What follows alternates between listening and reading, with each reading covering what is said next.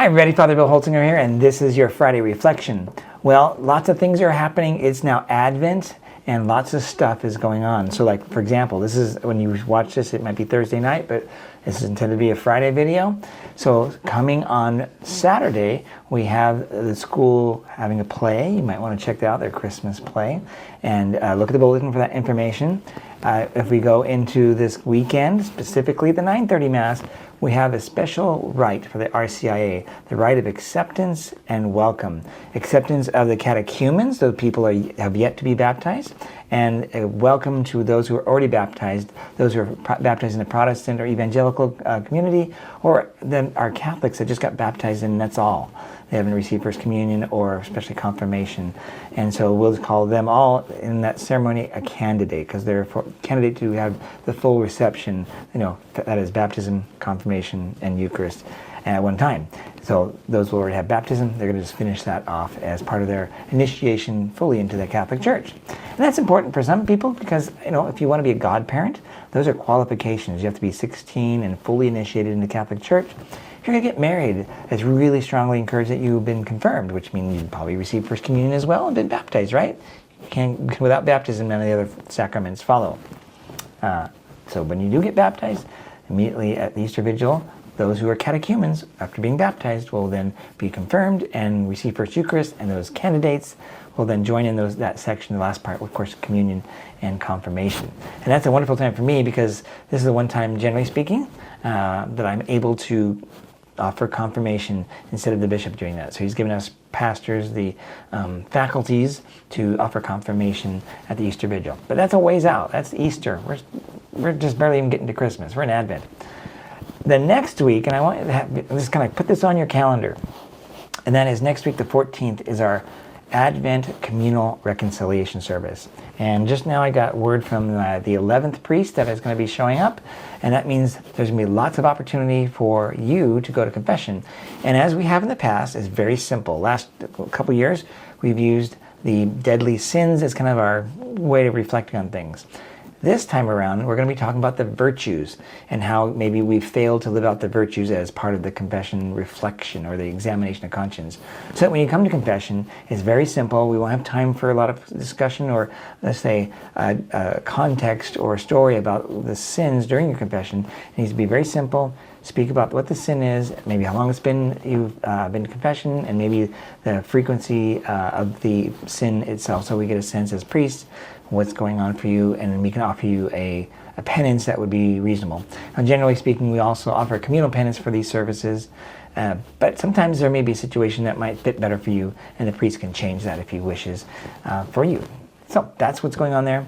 Also, you'll see in the bulletin this week some of the fruition of our Dreaming Summit. The dreamers, the people some 25 that I've been able to gather, we've been meeting on Sunday afternoons, looking into what's our mission? How are our ministries doing with the facilities that we have, or how are they not doing well regarding the facilities?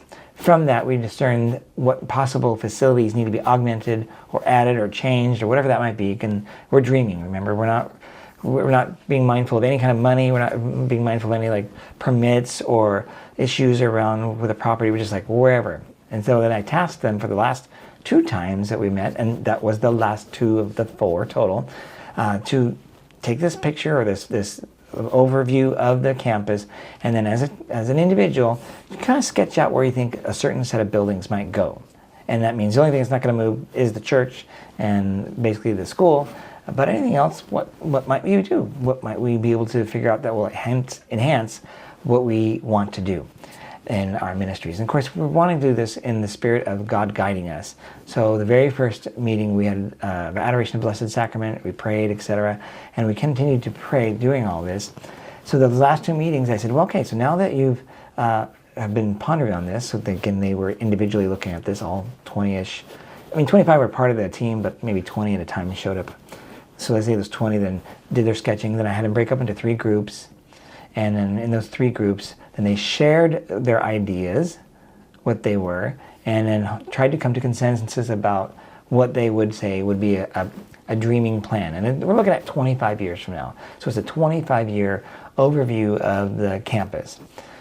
Yeah, it's important to keep in mind. And amazingly, the groups were able to do that, because you can have all kinds of divergent ideas that don't mix and won't work well. But they were able to discuss them because they wanted to look at the pros and the cons. That's something individually, as they were sketching everything out, they had to say what is a pro and a con of what their idea was, and come to a solution that they could all kind of stand behind as a potential idea. So then we had 3, you could say, complete, or I should say finished ideas. And we have published them, or I've had them published in the bulletin this weekend, and you can see roughly what we're thinking. They're pretty amazing. There's some that might be very simple to do. When I say simple, it's all relative. Some where it's actually going to be quite dramatic if we were to go that route. And who knows? Maybe none of those 3 will be actually where we go, because now that this is done, the Dreaming Summit has been completed, and I even emailed them and said, consider yourself fired. and I mean that in a nice way, because we're not going to do that anymore. We're now done with that dreaming part of the discernment. Now, in the beginning of the first part of 2025, I'm going to gather people around that are more like contractors, site organizers, people that have had maybe businesses, and maybe a few of the dreamers to kind of pepper in there to keep reminding us about what the pros and cons were, what were we thinking when the groups thought of these things, and try to nail down a single approach. And I think that will be done hopefully before school's up, but we'll take our time to do this right, because there's no way to know exactly how that will be. Note this, that of course by that point, Walker Road, starting June, will be under construction. And I don't know if they're starting at our parking lot and going down, or if they're going to start at Walker Murray and going up. My guess is they're starting at our parking lot, so it'll be messy. And if that's the case, that'll be done for a little while, and then hopefully they'll move away and get worried and busy about the other side, and we'll have some respite. But again, think, as we do this, that means we're still kind of coming to a place where we're starting to maybe draw some ideas again, and we'll publicize all this so you can see what it is that they've come up with, and then just go from there. There's many other steps, but we need to get down to basically one idea, and then even consider what the priorities of those things are. So if you look at those plans, whatever the final plan will be, those are guiding documents for I'll call it the architectural or the construction committee. Those are not the right words yet, but a group that's going to look at layouts of possible plans and try to nail down one that is probably the most practical, one that we could do, and then also think about what the order would be for those things, because you make one building, or let's say the parish offices, if you move it and put it somewhere else, that affects the other spaces, and what will we do? So know this. Of course, as we do this, I want to encourage you to talk to me if you have any questions. You can talk to Deacon Brett, our pastoral associate, you know him of course, and Dana Morano, who's also our business manager. Between the 3 of us, we're the ones that can really we're going to be working on this the whole way through, and we'll answer whatever questions you might have. Are these drawings complete? No. Again, remember, the dreaming documents are just dreamy land.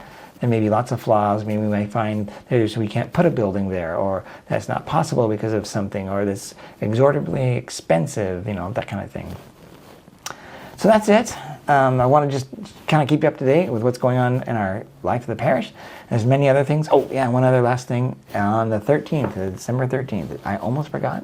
We have a concert with Valimar Jansen, and she's a Catholic musician and storyteller.